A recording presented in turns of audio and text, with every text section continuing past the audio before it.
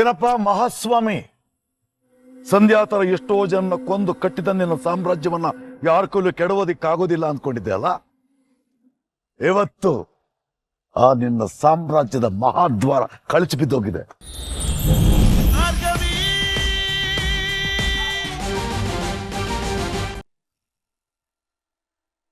Your honour, ನಿಜ ಏನು ಅನ್ನೋದನ್ನ ಅರ್ಥ ಮಾಡಿಸೋದಕ್ಕೆ ಪ್ರಯತ್ನ ಪಟ್ಟಿದ್ದೀವಿ. ಸೊ ಕ್ಲೋಸಿಂಗ್ ಆರ್ಗ್ಯುಮೆಂಟ್ಸ್ನ ಈ ಕೇಸ್ನ ಇಲ್ಲಿವರೆಗೂ ತಂದಿರೋ ಭಾರ್ಗವಿಯವರೇ ಮಾಡಬೇಕು ಅಂತ ಅನುಮತಿ ಕೇಳ್ತಾ ಇದ್ದೇನೆ.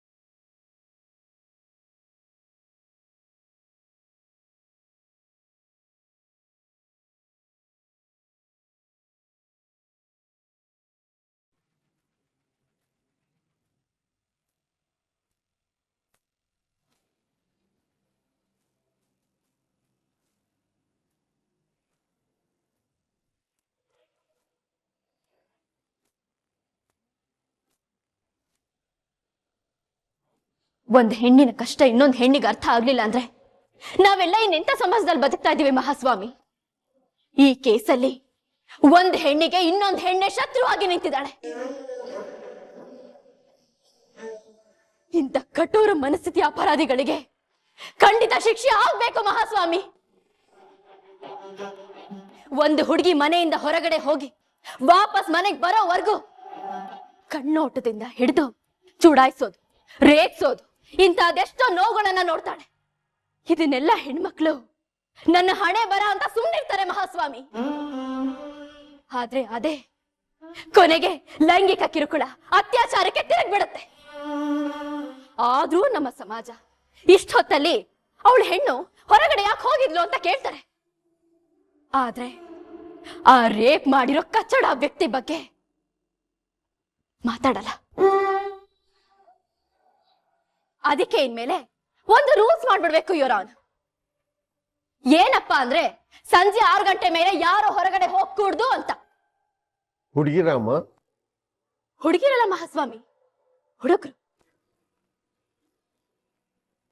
ಯಾಕೆ ಎಲ್ಲಾ ಕಟ್ಟುಪಾಡುಗಳು ಬರೀ ಹೆಣ್ಮಕ್ಳಿಗೆ ಯಾಕೆ? ಒಂದ್ ಹೆಣ್ಮಗಳು ಹೊರಗಡೆ ಹೋಗುವಾಗ ತಾಯಂದ್ರು ಇಷ್ಟೊತ್ತಲ್ಲಿ ಹೊರಗಡೆ ಹೋಗ್ಬೇಡಮ್ಮ, ಹೊರಗಡೆ ಹುಡುಗರಿರ್ತಾರೆ ಅಂತ ಭಯ ಪಡ್ತಾರೆ. ಯಾಕೆ?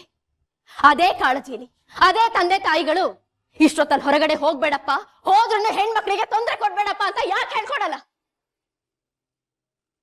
ಹೆಣ್ಮಕ್ಳನ್ನ ಗೌರವಿಸಿ ಅವಳನ್ನ ದೇವಸ್ಥಾನದಲ್ಲಿಟ್ಟು ಆರಾಧಿಸೋ ಮೊದಲು ಅವರನ್ನು ಸಾಮಾನ್ಯ ಮನುಷ್ಯರಂತೆ ಬದುಕೋಗ್ಬಿಡಿ.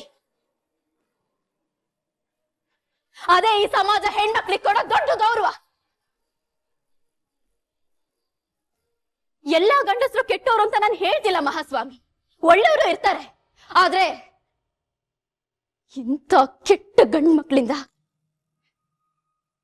ಒಳ್ಳೆಯವ್ರನ್ನು ಅನುಮಾನಿಸುವಂತ ಪರಿಸ್ಥಿತಿ. ಒಂದು ಹುಡುಗಿ ಅತ್ಯಾಚಾರ ಆದ್ಮೇಲೆ ನರಳ್ತಾ ಆಗಿರೋ ನೋವನ್ನ ನುಂಗ್ಕೊಂಡು ನನ್ ಮೇಲೆ ಅತ್ಯಾಚಾರ ಆಗಿದೆ ಅಂತ ಕಂಪ್ಲೇಂಟ್ ಕೊಟ್ಟು ಅದೆಷ್ಟೋ ಭ್ರಷ್ಟರನ್ನ ಎದುರಿಸಿ, ಕೊಲೆ ಬೆದರಿಕೆಗಳನ್ನ ಎದುರಿಸಿ, ಪ್ರಾಣನ ಅಂಗೈಲಿಟ್ಕೊಂಡು ವರ್ಷಾನ್ಗಟ್ಲೆ ಕಾಯ್ತಾಳೆ. ಯಾಕೆ ಗೊತ್ತಾ ಮಹಾಸ್ವಾಮಿ? ರಾಕ್ಷಸನ ಹಾಗೆ ಅವಳನ್ನ ಕಿತ್ತ ತಿಂತಾನಲ್ಲ ಆ ಪಾಪಿ, ಅವನ್ಗೆ ಶಿಕ್ಷೆ ಆಗ್ಬೇಕು ಅಂತ.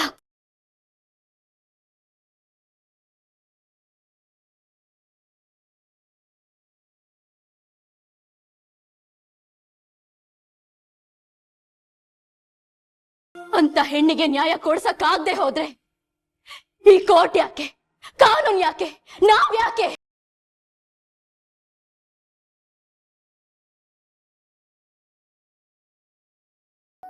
ಮಹಾಸ್ವಾಮಿ, ಒಂದು ಹೆಣ್ಣ ಕೇಳ್ಕೊಳ್ತಾ ಇದ್ದೀನಿ. ಸಂಧ್ಯಾನ ಮೊಲೆಸ್ಟ್ ಮಾಡಿರೋ ಆ ವಿಕ್ರಮ್ ಭೂಪತಿ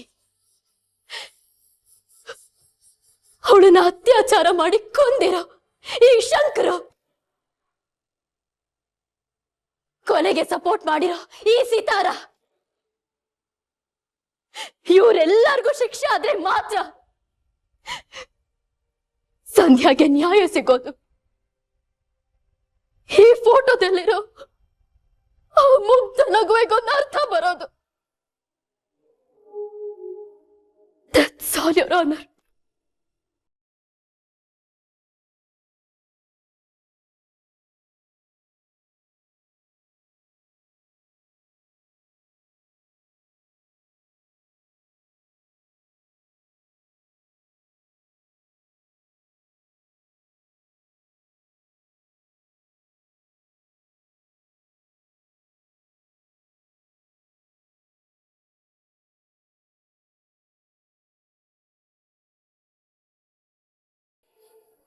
ಇವತ್ತು ನಾನು ಈ ಕೇಸ್ ಗೆದ್ದಿದ್ದೀನಿ ಅಂದ್ರೆ ಅದಕ್ಕೆ ಮುಖ್ಯ ಕಾರಣ ನನ್ನ ಗಂಡ ಅರ್ಜುನ್ ಪಾಟೀಲ್. ಒಂದೇ ಮನೆಯವರಾಗಿ ನೀವು ಮತ್ತು ಜೆ.ಪಿ. ಪಾಟೀಲ್ ಅವರು ಎದುರಾಳಿಗಳಾಗಿ ಹೋರಾಡಿದ್ರಿ. ಮಗ ಮತ್ತೆ ಸೊಸೆ ಮುಂದೆ ಸೋತಿರೋ ಜೆ.ಪಿ. ಸರ್ ಇದೇ ಉತ್ತರ ಕೊಡ್ತಾರಾ? ನಿಮ್ಗೇನ್ ಅನ್ಸುತ್ತೆ ಮೇಡಮ್?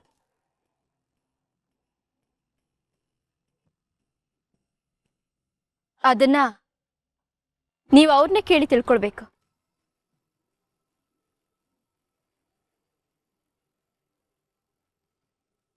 ಜೆ.ಪಿ. ಸರ್ ಇದ್ದಾರೆ, ಬನ್ನಿ.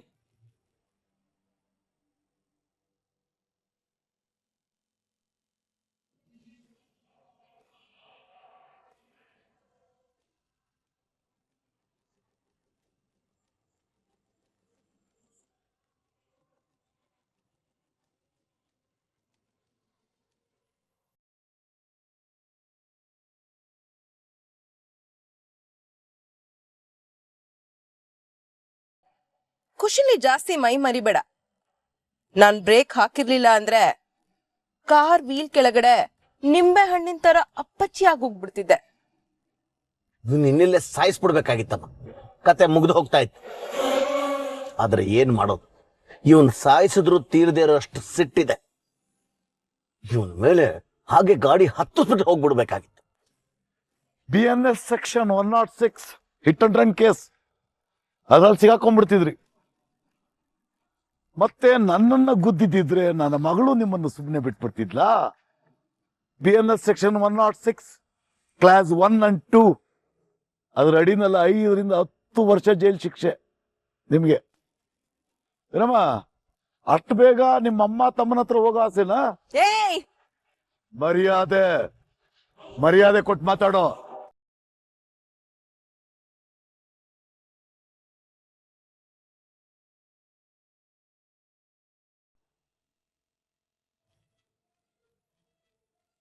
ಏಯ್ ರವೀಂದ್ರ, ಏನು ಮರ್ಯಾದೆ ಬೇಕಾ ನಿನ್ಗೆ? ನನ್ನ ನೋಡಿದ್ರೆ ಇಲಿ ತರ ಔತ್ಕೋತಾ ಇದ್ದೆ. ನಿನಗೀಗ ನನ್ನ ಮುಂದೆ ನಿಂತ್ಕೊಂಡು ಮಾತಾಡೋಷ್ಟು ಧೈರ್ಯ ಬಂದಿದ್ಯಾ? ಬೊಗಳ ನಾಯಿ ಕಚ್ಚೋದಿಲ್ಲ, ಕಚ್ಚೋ ನಾಯಿ ಬೊಗಳೋದಿಲ್ಲ ಅಂತ ಒಂದು ಗಾದೆ ಮಾತಿದೆ, ಗೊತ್ತಾ ನಿಮ್ಗೆ? ಆ ಗಾದೆ ಸ್ವಲ್ಪ ಲೇಟಾಗಿ ಅರ್ಥ ಆಯ್ತು. ಅದರಲ್ಲೂ ನೀವು ಮೊದಲನೇ ಪೈಕಿಯವರು. ಎಷ್ಟು ವರ್ಷ ನಿಮ್ಮ ಮಾತಿನ ವರ್ಷ ನೋಡ್ಬಿಟ್ಟು ಎದ್ಕೊಂಡು ಓಡ್ತಾ ಇದ್ದೆ. ಶಕ್ತಿ ಪ್ರಸಾದ್ ಭೂಪತಿ ಅಂದ್ರೆ ನನ್ಗೆ ಹೆದರಿಕೆ ಆಗ್ತಾ ಇತ್ತು. ಆದ್ರೆ ಈಗ ಅದರ ಅವಶ್ಯಕತೆ ಇಲ್ಲ ಅಂತ ನನ್ನ ಮಗಳು ಹೇಳಿದ್ದಾಳೆ.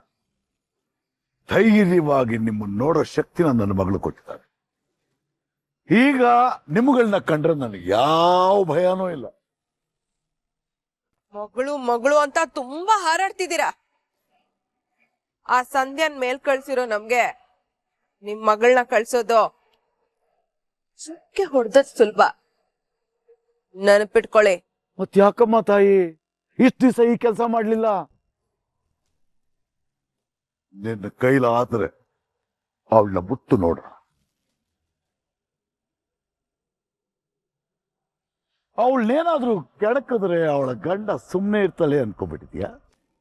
ನೀವೇನೇ ಮಾಡಬೇಕು ಅಂತ ಇದ್ರು ಅವಳ ಗಂಡನನ್ನ ದಾಟಿ ಹೋಗ್ಬೇಕು. ಅವರಿಬ್ಬರು ಬೆಂಕಿ ಇದ್ದಾಗೆ. ನೋಡಿದ್ರಲ್ಲ, ಬೆಂಕಿ ಬೆಂಕಿ ಸೇರಿ ಜ್ವಾಲಾಮುಖಿ ಹೇಗೆ ಸಿಡಿತು ಅಂತ. ಇನ್ನೂ ಅವ್ರ ತಂಟೆಗೆ ಏನಾದ್ರೂ ಹೋಗ್ಬೇಕು ಅಂತ ನೀವು ಅಂದ್ಕೊಂಡ್ರೆ ಸುಟ್ಟು ಬೂದಿಯಾಗ.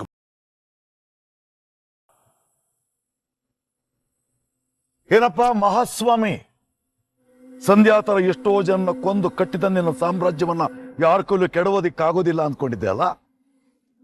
ಇವತ್ತು ಆ ನಿನ್ನ ಸಾಮ್ರಾಜ್ಯದ ಮಹಾದ್ವಾರ ಕಳಚಿ ಬಿದ್ದೋಗಿದೆ.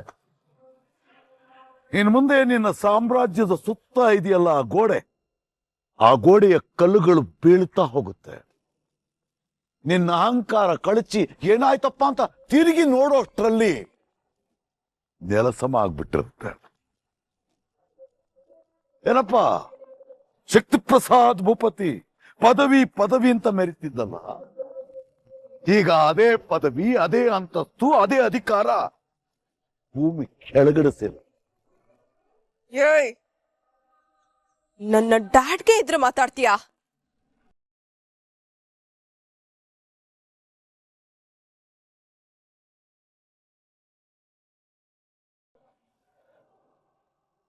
ಏನ್ರಿ ದೌರ್ಜನ್ಯ? ನಿಮ್ ತಂದೆ ಅಂತ ವಯಸ್ಸಿನ ವ್ಯಕ್ತಿ ಮೇಲೆ ಕೈ ಮಾಡ್ತಾ ಇದ್ದೀರಲ್ಲ. MLA ಮಗಳಂತ ಪಗುರು ಸರ್. ಮಗನ ಆಗ್ಬಿಟ್ಟ ಮುಗೀತು, ಈಗ ಮಗಳು ನೀನ್ ಸುಗಸ್ಕೊಂಡಿದ್ಯಮ್ಮ. ನಾವ್ ಇವ್ರನ್ನ ಓಟ್ ಹಾಕಿ ಗೆಲ್ಸೋದು ದೇಶ ಉದ್ಧಾರ ಮಾಡ್ಲಂತ. ಇವರು ಕಾಯ ಜನ ಅಲ್ಲ, ಕೊಲ್ಲೋ ಜನ. ಓಟ್ ಹಾಕಿ ಅಂತ ಕೈ ಮುಗಿತೀರಾ? ಹಿಂಗ ನಡ್ಕೊಳ್ಳೋದು? ಮಗ ಕಂಡೋಗ ಹೆಣ್ಮಕ್ಳ ಮೇಲೆ ಕಣ್ಣಾಕ್ತಾನೆ, ಹೆಂಡತಿ ಕೊಲೆನೇ ಮಾಡ್ತಾಳೆ. ಇಡೀ ಕುಟುಂಬನೇ ಸರಿಲ್ಲ ಸ್ವಾಮಿ.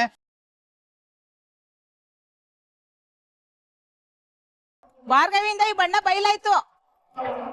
ಇಲ್ಲ ಅಂದ್ರೆ ಇವ್ರನ್ನೇ ದೇವ್ರು ಅಂತ ಪೂಜೆ ಮಾಡ್ತಾ ಇದ್ವಿ. ಇನ್ ಇವ್ರಿಗೆ ಓಟ್ ಹಾಕಿ ಮೋಸ ಹೋಗ್ಬಾರ್ದು. ನೋಡಿದೆ ಶಕ್ತಿ, ಕೇಳಿಸ್ಕೊಂಡ್ಯಾ? ನಿನ್ನ ಸಾಮ್ರಾಜ್ಯದ ಗೋಡೆಗಳ ಒಂದೊಂದೇ ಕಲ್ಲುಗಳು ಕೆಳಗಡೆ ಬೀಳ್ತವೆ ಅಂತ ಹೇಳಿದ್ನಲ್ವಾ? ಈ ಕ್ಷಣದಿಂದ ನಿನ್ನ ಅವನತಿ ಶುರು.